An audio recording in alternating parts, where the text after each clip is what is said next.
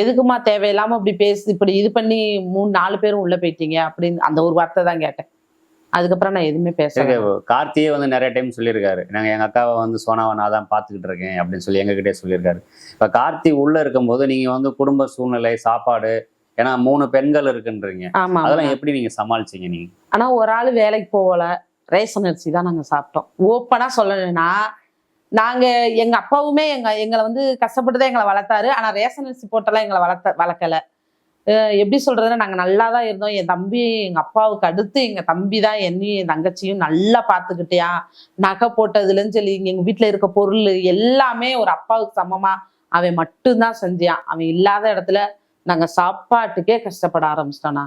Ration அரிசி தான் பெரிய, எப்படி சொல்றதுன்னா பெரிய அரிசியா இருந்தாலும் நாங்க அந்த ரேஷன் அரிசியை தான் குழந்தைங்களும் 4 குழந்தைங்களும் சரி நாங்களும் சரி ஒரு நாள் வைக்கிற குழம்பா மறுநாள் அருதி வச்சுக்கிட்டோம்.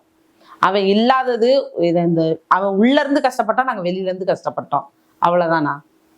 இப்ப கார்த்தியோட பையன் சரி அவங்க மனைவியும் சரி கேட்கலையா உங்ககிட்ட?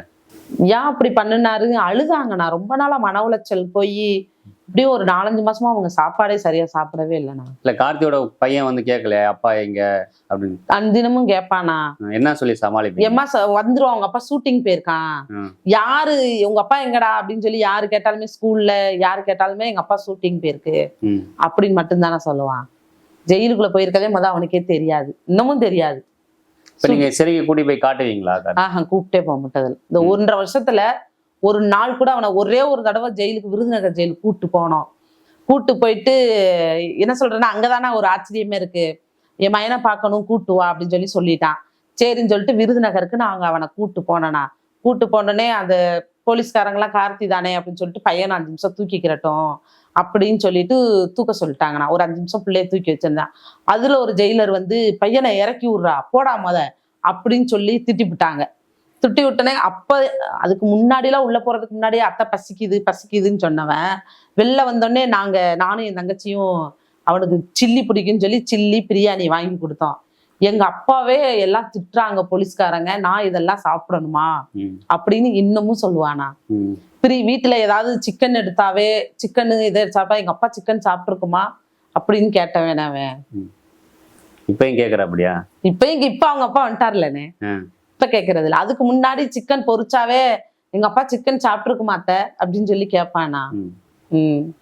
அன்னைக்கு ஆனா நான் வார்த்தையை சொன்னையா, எங்க அப்பாவே உள்ள இருந்துட்டு கஷ்டப்படுறாரு, நான் அந்த சாப்பாடை சாப்பிடணுமா அப்படின்னு சொல்லி கேட்டான். அப்ப அவனுக்கு 5 வயசு கூட ஆகல, 4.5 வயசு தான் ஆச்சு. இப்ப கார்த்தி சிறைக்கு போனோம்னா உங்க சொந்தக்காரங்க எல்லாம் போன் பண்ணி கேட்டிருக்காங்களா?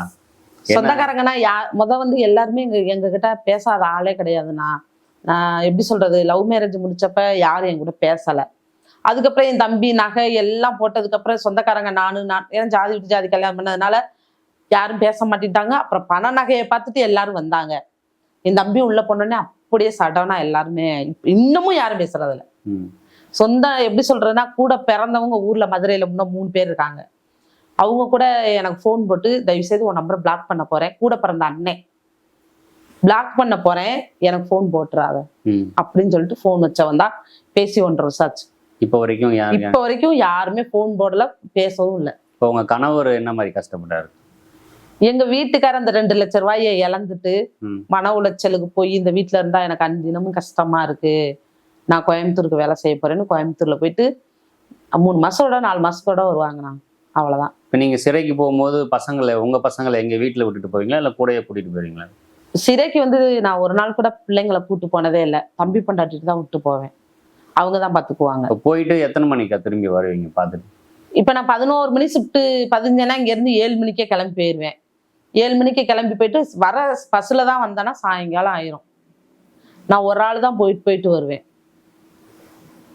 ஒரு பைக் இருந்துச்சுன்னா அந்த ஆனந்தன்ற பையனை கூப்பிட்டுட்டு பைக்ல போயிட்டு பைக்லயே வந்துருவாங்க. அவங்களுக்கு உணவெல்லாம் இங்க இருந்து வாங்கி கொடுக்கலாம்னு சொல்லுவாங்கல்ல, இப்ப கார்த்திக்கு பிடிச்சது எதுவும் வாங்கி கொடுப்பீங்களா? இல்ல அவன் ரொம்ப பிடிச்சது வந்து அங்க உள்ள விற்கிற போலி கேட்பான்.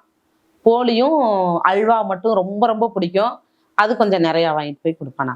எப்படின்னா இவனை பார்க்க போனாவே 8000 வேணும். 8000 இருந்தா மட்டும்தானே அவனை பார்க்க போக முடியும். சாப்பாட்டுக்கு 3000 ரூபாய் கட்டிட்டு வருவோம், மிச்சம் எல்லாம் ஸ்நாக்ஸ் எல்லாம் வாங்கி கொடுத்துட்டு பார்த்துட்டு வருவோம். பார்த்தாலும் தொட்டெல்லாம் பேச முடியாது. அங்கிட்ட அவன் இருப்பான், அங்கிட்ட நான் இருப்பேன், போன் காலில் பேசணும் கண்ணாடி வழியா. இப்ப சிறையை விட்டு வெளியே வந்துட்டாரு, இப்போ வந்து கூட இருக்காரு உங்களுக்கு இப்ப எப்படி இருக்கு? அதான் நான் ரொம்ப சந்தோஷமா இருக்கு. ரொம்ப ரொம்ப சந்தோஷம். வெளில வந்துட்டானே, இனி இந்த கேஸ நடத்தி மீண்டும் போகணும். அது எப்படி போறேன்னு எங்களுக்கு தெரியல. ஆனா மீண்டு வந்துருவேன்னு நம்பிக்கை இருக்குண்ணா. இப்ப நீங்க சொல்லியிருக்கீங்களா இனிமே யூடியூப்ல வீடியோ போட வேணாம், இனி நம்ம வாழ்க்கையை பார்ப்போம்னு ஏதாவது சொல்லியிருக்கீங்க? நான் அந்த யூடியூப்ல வீடியோ போடக்கூடாதுன்னு நான் சொல்லல. அவங்க பையன் சொன்னான். என்ன சொன்னா அப்படி? அப்பா யூடியூப் நடிக்காதீங்கப்பா, அதெல்லாம் வேண்டாம். இனிமே வீட்டில் வீடியோவே போடக்கூடாதுன்னு சொல்லுங்கத்தன்னு சொன்னாங்க. ஆ. யூடியூப்ல வீடியோவே போட வேணாம்னு சொல்லுங்கத்த. அப்பா நம்ம கூடயே இருக்கட்டும் அப்படின்னு சொன்னானா. நாங்க சொல்லல. பையன் மட்டும் சொன்னான். மித்தபடி அவங்க ஒய்ஃபோ நானோ தங்கச்சியோ யாருமே சொல்லல. இப்ப உங்க கூட வந்து திவ்யா இருந்திருக்காங்கல்ல, திவ்யாவுக்கு வந்து அந்த ஜெயந்தராங்கிறவங்க வந்து என்ன சொல்லியிருக்காங்கன்னா ஹெச்ஐவி இருக்கு அப்படின்னு சொல்லி ஒரு மீடியாவில் சொல்லியிருக்காங்க. இப்ப திவ்யா வந்து உங்க கூடயும் பழகிருக்காங்க. இப்போ அவங்களுக்கு உண்மையாவே இருக்கா இல்ல நீங்க எப்படி பாக்குறீங்க அவங்க சொன்னதை? ஆனா அவளுக்கு வந்து ஹெச்ஐவி எல்லாம் கிடையாது. அவளுக்கு வந்து வடியா வரும். அதான் சொல்றல, ப்ரெஷர் இருக்கு, அவ்வளவுதான். ப்ரெஷரோ சுகரோ இருக்கு. அது 2 மட்டும்தான் இருக்கு. அவளுக்கு ஹெச்ஐவியே முதவே கிடையாது. அவ அப்படி சொல்றா ஹெச்ஐவி இருக்குன்னு சொல்லி, அதனால டிடில விசாரிச்சிருந்திருக்கலாம். ஆனா அவளுக்கு ஹெச்ஐவி எல்லாம் கிடையாது. நான் எங்க கூடயே 3 மாசம் இருந்திருக்கா. ஹெச்ஐவி இருந்தா தெரியாம இருக்குமா? அதான் ஹெச்ஐவி இருந்தா வெயிட் லாஸ் ஆவா, ஒழுங்கா அவனால நடக்க முடியாது, சாப்பிட முடியாது, எவ்வளவோ இருக்குல்லண்ணா. இல்ல ஜெயந்தரா வந்து உங்க வீட்லயே வந்து சாப்பிட்டு இருக்காங்க, உங்க கூட இருந்து வீடியோ எல்லாம் போட்டிருக்காங்க, நாங்க பாத்திருக்கோம். ஆமாண்ணா. அவங்களுக்கு என்ன சொல்ல விரும்புறீங்க மீடியா மூலியம்? உண்ட வீட்டுக்கு துரோகம் பண்ணாதுன்னு தானே நான் சொல்லுவேன். அது எப்படி, நான் எங்க வீட்லயே 1 வாரம் இருந்திருக்கு, நல்லா சாப்பிட்டுருக்கு, அது வேணுன்றத நாங்களே செஞ்சு கொடுத்துருக்கோம். திவ்யா கூட ஃபர்ஸ்ட் டைம் 3 நாள் வந்து இருக்கே இல்லைனா, நான் சமைக்கல. திவ்யா தான் நல்லா வந்து, ஜெயந்தரா வந்து ஒரு டைம் தான் சாப்பிடுவான்னு சொல்லி நைட்டு சப்பாத்தி செஞ்சு கொடுக்கும், காலையில இட்லி தோசை செஞ்சு கொடுக்கும். அதுக்கப்புறம் திரும்ப இவங்க எல்லாம் போயிட்டு திரும்ப 1 வாரம் கழிச்சு சேலமணியோட ஜெயந்தராவும் சேலமணியும் வந்தாங்க. வந்தப்போ 2 பேருமே நல்லா தான் சாப்பிட்டு நல்லா தான் இருந்தாங்க. அது எப்படி நான் சாப்பிட்ட சோறு செரிக்கலைன்னு சொல்லி போய் லைவ்ல சொல்லுவா. நான் இந்த கையால சமைச்சு போட்டேன், என்னையவே உருவ கேலி பண்றா. அப்புறம்னா எப்படி நான் அவளுக்கு வாழ்க்கை நிரந்தரமா இருக்குமா? கடவுளுக்கு அவ சொல்ற மாதிரி அவ கும்புற கடவுளே அவளை கேட்கும். அதனாலதானே அவ குடும்பத்தோட கூட இது இல்ல. அவளை கோர்ட்டுலயே அடிச்சு ஊரை விட்டு அவ வெளியே போயிட்டா. கோயம்புத்தூர்ல இருக்கா. இப்போ கோயம்புத்தூர்ல ஒத்தையா இருக்கா. யாருமே புருஷன் அவங்க வீட்டாளுங்க பையன் யாருமே கூட இல்ல. அவ மட்டும்தான் கோயம்புத்தூர்ல தலைமறைவா இருக்கா. நேற்று 2 நாளைக்கு முன்னாடிக்கு பாத்தீங்கன்னா திவ்யா வந்து சொல்லியிருக்காங்க எனக்கு ஹெச்ஐவி இல்லை, ஆமா, நெகட்டிவ் வந்திருக்குன்னு ஒரு ப்ரூஃப் ஒன்று காட்டினாங்க. வீடியோ கூட ஒரு சேனல்ல பார்த்தோம். அதை எப்படி பாக்குறீங்க நீங்க? அதான் அவ சொன்னதானே கரெக்டு. அவளுக்கு ஹெச்ஐவி கிடையாது. இப்படி இருக்குன்னு சொன்னாங்கன்னா அவ மேலதான் யாரு சொன்னாங்களோ அவங்க மேல மானநஷ்டம் போட்டு அவ கம்ப்ளைண்ட் கொடுத்தாவே அதை எடுப்பாங்க. அவ ஏன் கொடுக்க மாட்டேக்கான்னு எங்களுக்கு தெரியலண்ணா. திவ்யா வந்து உங்க கூட வாழ்ந்திருக்காங்கல்ல, அவங்கள பத்தி நீங்க புரிஞ்சுக்கிட்டது என்னக்கா? நல்லா நாங்களே பேசும்போது வந்து அவங்க ரொம்ப இன்னசென்டா இருக்காங்க. உங்க பார்வையில எப்படி பாக்குறீங்க? நான் இன்னுமே அவ சொல்லுவேன், அவ என்ன பேசுறான்னு எனக்கு தெரியாதுண்ணா. ஆனா அவ நல்லவ. எப்படி சொல்றதுன்னா, எல்லாம் சொல்லுவாங்க அவ வந்து கேடி அப்படி இப்படின்னு சொல்லுவாங்க. ஆனா அவ அப்படியெல்லாம் கிடையாதுண்ணா. நம்ம நல்லது செஞ்சோம்னா அவ நம்மளுக்கு டபுள் பங்கா நல்லது செய்வா. நம்ம ஏதாவது அவளை பத்தி பேசிட்டோம்னா நம்மளை வச்சு செஞ்சிருவா. ஆனா நான் 100க்கு 100 அவளை பழகின பொறுத்த வரைக்கும் அவ நல்ல மனசு, நல்லவ. அதானா என்ன சொல்றதுன்னா, ஒரு பாசத்தை எதிர்பார்க்கறா, அவ்வளவுதான்.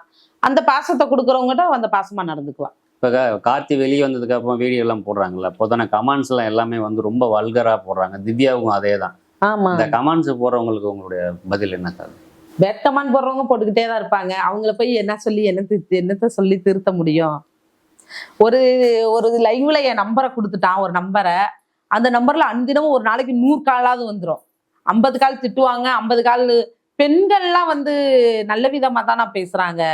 இன்னும் அந்த போன் ஆன்ல தான் இருக்கு. அந்த லைவ் என் லைவ்ல இருந்துதான் எடுத்து பேசுறாங்க. பசங்க தான் பேட் கமெண்ட் போட்டு அவங்களை அசிங்கப்படுத்துறாங்கண்ணா. சரிக்கா, உங்க நேரத்தை ஒதுக்கி வீடியோ கொடுத்ததுக்கு ரொம்ப நன்றி. ரொம்ப நன்றிண்ணா.